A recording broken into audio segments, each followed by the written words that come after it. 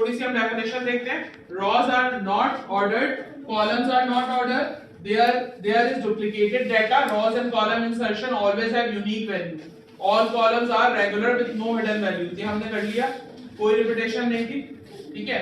ये देखें सेल्स और फाइनेंस में था, इसमें कॉमा था। आफ्टर नॉर्मलाइजेशन हमने क्या देखा कि डिपार्टमेंट अलग किया और डिपार्टमेंट आईडी यहाँ पे डाल दी, पहली नॉर्मलाइजेशन फॉर्म हो गई। अभी मैं बोर्ड पे भी करके दिखाऊंगी। सेकंड नॉर्मलाइजेशन फॉर्म क्या होती है क्लास, कोई भी डिपेंडेंट जो नॉन की एट्रीब्यूट है वो एक प्राइमरी की पे डिपेंडेंट होना चाहिए, दो प्राइमरी की पे डिपेंडेंट नहीं होना चाहिए।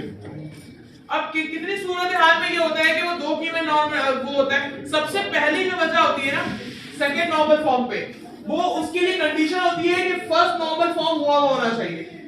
अब ये सेकंड नॉर्मल फॉर्म में जाएगा, ये वाला जो है ये डाटा सेकंड नॉर्मल फॉर्म में जाएगा, लेकिन फर्स्ट करेंगे तो इतना अच्छा प्यारा डाटा था, ये फर्स्ट नॉर्मल फॉर्म में ही आके सिंक हो गया, छोटा सा डाटा था ना।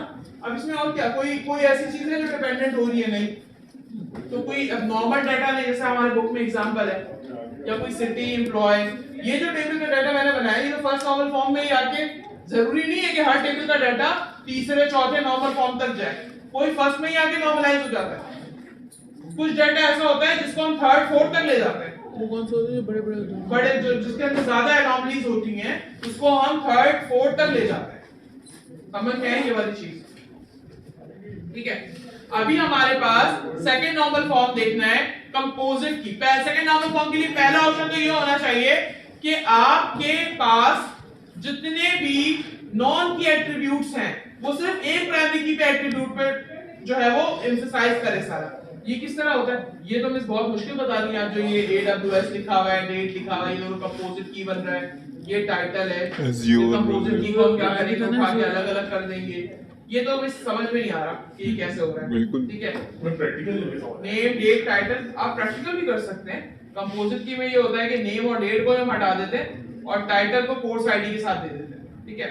कैसे देते हैं, फर्स्ट करें हम किसी कंट्री या सिटी की एग्जांपल ले लेते हैं, ठीक है। एम्प्लॉय में हमें एक्स्ट्रा क्लास लेनी चाहिए, यहाँ पर हम दे देते हैं सिटी, बस मॉड्यूलर पढ़ने थे, सिर्फ 3 नॉर्मल फॉर्म पढ़ाऊंगी, 12:30 मॉड्यूलर हम स्टार्ट कर लेंगे 12:30 बजे। सिटी और सिर्फ दोनों आपस में डिपेंडेंट है। यस मिस, यस, एक टेबल के अंदर नॉन की एट्रीब्यूट कौन होते हैं, जो प्राइमरी की नहीं होता, वो सिर्फ प्राइमरी की पे डिपेंडेंट होना चाहिए।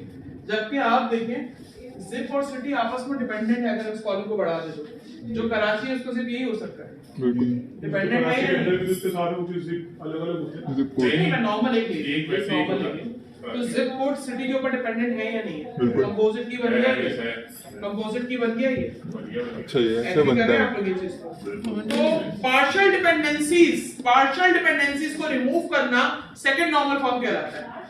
पार्शियल डिपेंडेंसी यानी कि प्राइमरी की पे डिपेंडेंट होने के अलावा किसी और में भी डिपेंडेंट हो रहे हैं, तो फिर ये है, तो हम पता क्या करते हैं, इस टेबल को निकाल के बाहर फेंक देते हैं, यहाँ पर आते हैं, यहाँ तक ये रहता है ना, हमने वो तो हटा दिया, सिटी और जिप अलग कर दो, ये फर्स्ट नॉर्मल फॉर्म हुआ है, ठीक है। ISL Karachi let's suppose 686700। अब ये फर्स्ट नॉर्मल फॉर्म तक तो आ गया था, रिपीटेशन एनोमली हमने खत्म कर दी थी। अब दूसरा टेबल में ये देखना है कोई पार्शियल डिपेंडेंसी है।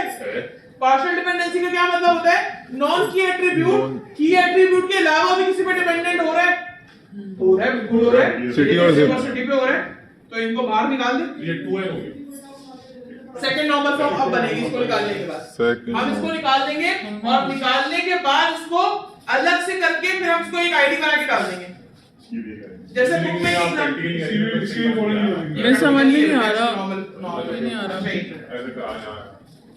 तुम लोग समझने के मूड में नहीं हो, देखो ये आ गया समझ,